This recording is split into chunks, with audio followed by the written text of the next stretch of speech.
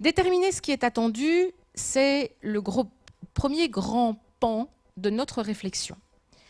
La deuxième grande partie, eh bien, c'est, puisque les attendus sont précisés, il est peut-être utile de pouvoir aussi considérer ce qui va permettre de garantir, de vérifier la maîtrise de ces attendus par nos élèves.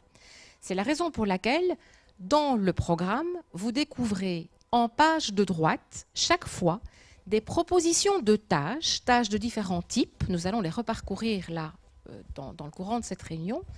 Nous proposons des exemples de tâches qui sont celles que nos élèves sont censés, devraient pouvoir réaliser et réussir aux différents moments du cursus scolaire. Et puis, si le rail principal de la conception de ce programme, c'est ce qui fait quoi quand, nous enseignants, nous n'avons pas le droit de laisser dans les oubliettes la question comment. Je pense que c'est un petit peu ce qui nous prend la plus grande de nos énergies, c'est ce qui mobilise la plupart de nos réflexions. À partir du moment où le quoi enseigner est clairement défini, c'est un tout petit pas sur la route, mais il faut prendre le temps de réfléchir à comment on va l'enseigner à l'ensemble de nos élèves, avec cette pleine conscience de nous n'avons pas devant nous un peuple de robots élèves qui vont tous accueillir notre manière de travailler de la même façon. Il nous appartient de pouvoir proposer divers chemins réfléchis de façon à ce que la majorité des élèves puissent atteindre les attendus qui ont été définis. Ce dispositif didactique, il n'est pas présent dans les programmes que vous avez reçus jusqu'ici, formation mathématique et langue française. Ce dispositif didactique, il est aussi dans nos préoccupations quotidiennes, en cours d'élaboration pour la formation mathématique déjà. Pour la langue française, eh bien, ça démarre aussi. Cette année scolaire, avec l'aide de tous nos conseillers pédagogiques des 4 diocèses, ont été réfléchis des exemples de tâches élémentaires ou de tâches de mise en lien. Il y en a plus de 80 qui aujourd'hui ont été pensées, couchées sur papier, testées avec des équipes enseignantes, proposées à des élèves. Et toutes ces tâches vont venir nourrir la salle des profs que nous comptons réveiller là incessamment très bientôt, avant la fin de l'année scolaire en tout cas. Et là, vous allez trouver toutes sortes d'activités proposées qui, elles, sont mises en articulation avec le canevas tel qu'il est pensé dans le programme que vous découvrez. Donc ce dispositif didactique, c'est la réponse au comment travailler avec nos élèves. La commande du réseau, eh bien, c'est, je vous le disais, un programme qui soit un outil de clarification. Alors, clarifier, le mot est porteur de beaucoup de significations, mais ça veut dire qu'il faut pouvoir préciser ce qui est attendu des élèves à la fin de chaque cycle. Notre intention est de le réaliser pour toutes les disciplines, progressivement. C'est un gros travail et on y va discipline par discipline. Et au travers l'attendu, eh bien, c'est de mettre en évidence, de mettre en lumière ce que sont les savoirs et les savoir-faire inhérents à cet attendu. Ces différents ingrédients, ces différents éléments, ils sont dans nos programmes considérés avec une double approche. Une première approche qui est l'élément, lui, savoir ou savoir-faire, sur lequel je vais mettre le focus. Celui dont l'élève devra avoir la maîtrise pour pouvoir s'en servir. Je pense qu'il est de bon ton d'accepter qu'on peut difficilement utiliser des éléments dont on n'a pas la maîtrise. On peut le faire intuitivement, mais ce n'est pas toujours garantir que ça va bien marcher dans tous les coups. Si on veut avoir la maîtrise de l'élément, il faut pouvoir l'identifier et l'utiliser pour ce qu'il est, lui, en tant que tel. C'est ce que nous proposons à l'intérieur des programmes avec les tâches élémentaires. Là encore, le mot élémentaire vous montre que l'élément sera considéré pour ce qu'il est à part entière. Nous avons l'autre approche qui, elle, vise la combinaison de plusieurs éléments. En formation mathématique, si vous avez eu l'occasion de parcourir les programmes, vous avez vu qu'il était question de tâches de mise en lien.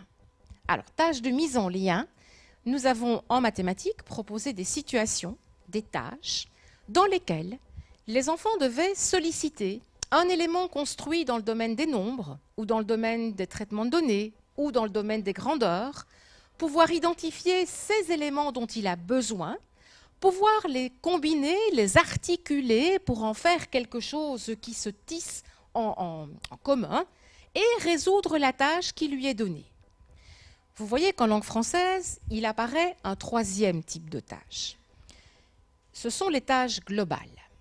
Alors, dans d'autres endroits, on m'a déjà demandé, mais comment se fait-il qu'en mathématiques, il n'y en avait pas? Vous les avez oubliées et c'est parce que vous avancez dans le travail que vous vous êtes rendu compte qu'il faudrait considérer la tâche globale?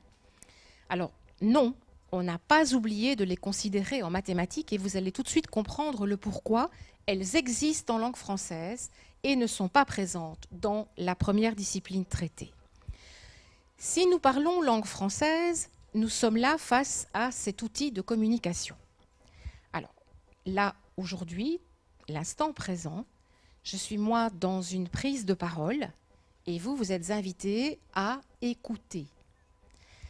Je pense qu'il est assez aisé de laisser défiler dans la tête les 7 intitulés que nous avons l'habitude de voir dans le programme intégré, avec orienter son écoute en fonction de la situation de communication.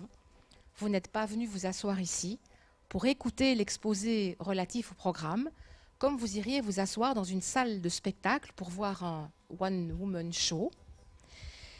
Il y a le deuxième intitulé qui est d'élaborer des significations.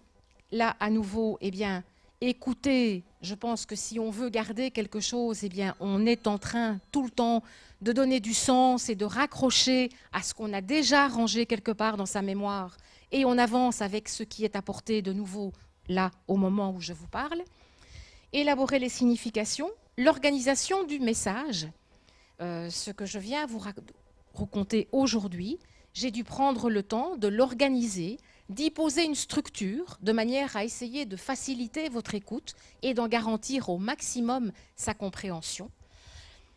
La cohérence de mon propos, eh bien, ça veut dire que normalement, il y a un fil conducteur et la manière de l'exprimer qui doit, je l'espère, faire en sorte que l'ensemble de l'exposé vous apparaîtra comme étant quelque chose qui est cohérent dans sa structure profonde en termes d'idées développées. Les unités lexicales et les unités grammaticales, eh bien, si je commets des erreurs de langue française, personne n'est à l'abri de cela.